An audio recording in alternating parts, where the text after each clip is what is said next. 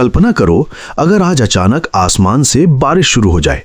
1 दिन, 2 दिन, 1 महीना, लेकिन अगर ये बारिश रुक ही ना पाए, 1 साल, 10 साल, 100 साल और फिर पूरे 1000 साल तक लगातार बारिश होती रहे, न सूरज दिखाई दे, न जमीन सूखी रहे, हर जगह सिर्फ पानी ही पानी।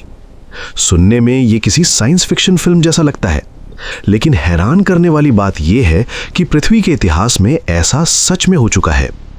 करीब 4.5 अरब साल पहले हमारी पृथ्वी आज जैसी शांत और खूबसूरत नहीं थी।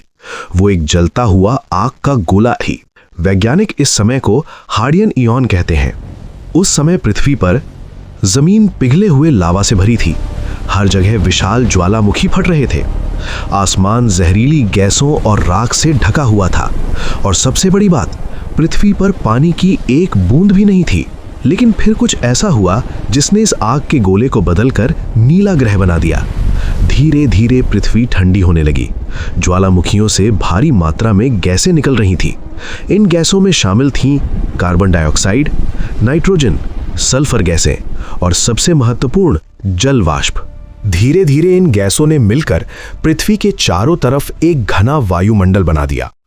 अब आसमान में इतनी ज्यादा जल वाष्प जमा हो चुकी थी कि कुछ समय बाद वो बादलों में बदलने लगी और फिर शुरू हुई इतिहास की सबसे लंबी बारिश।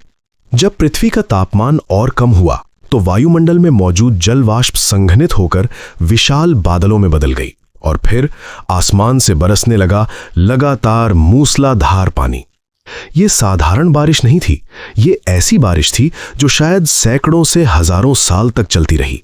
कल्पना करो उस समय का दृश्य। आसमान पूरी तरह काले बादलों से ढका हुआ, हर कुछ सेकंड में भयानक बिजली चमक रही है, धरती पर विशाल ज्वालामुखी फट रहे हैं और उनके ऊपर से लगातार मूसलाधार बारिश हो रही है। बारिश इतनी तेज थी कि पिघली हुई चट्टानों तक को ठंडा करने लगी। धीरे धीरे पृथ्वी की सतह पर पानी जमा होने लगा। छोटे छोटे गड्ढे झीलों में बदले, झीलें धीरे धीरे विशाल समुद्रों में बदल गईं और फिर पहली बार पृथ्वी पर बने महासागर। लेकिन कहानी यहीं खत्म नहीं होती। कुछ वैज्ञानिक मानते हैं कि पृथ्वी का सारा पानी सिर्फ बारिश से नहीं आया, बल्कि अंतरिक्ष से आने वाले धूमकेतु और क्षुद्र ग्रह भी अपने साथ बर्फ लेकर आए थे। करीब 4 अरब साल पहले अंतरिक्ष में एक ऐसा दौर आया जब पृथ्वी पर लगातार उल्का पिंड टकरा रहे थे। इस घटना को वैज्ञानिक कहते हैं लेट हेवी बम्बार्डमेंट। इन टकरावों के दौरान बहुत सारे धूमकेतु पृथ्वी से टकराए जो अपने साथ जमी हुई बर्फ लेकर आए थे। जब ये बर्फ पिघली तो उसने महासागरों को और भी विशाल बना दिया। अब पृथ्वी पर 3 चीजें मौजूद थीं: पानी, ऊर्जा और रासायनिक तत्व। यही 3 चीजें मिलकर जीवन की पहली चिंगारी बनाती हैं। करीब 3.8 अरब साल पहले पृथ्वी के महासागरों में सबसे पहला सूक्ष्म जीवन पैदा हुआ। इस प्रक्रिया को वैज्ञानिक कहते हैं एबायोजेनेसिस, यानी निर्जीव पदार्थों से जीवन की उत्पत्ति। छोटे छोटे माइक्रोस्कोपिक जीव धीरे धीरे विकसित होते गए। करोड़ों साल बाद बने समुद्री जीव, फिर आए पौधे, फिर जानवर और अरबों साल बाद उसी प्रक्रिया का परिणाम है हम इंसान। सोचने वाली बात यह है, अगर उस समय पृथ्वी पर वो हजारों साल की बारिश नहीं होती तो शायद महासागर नहीं बनते।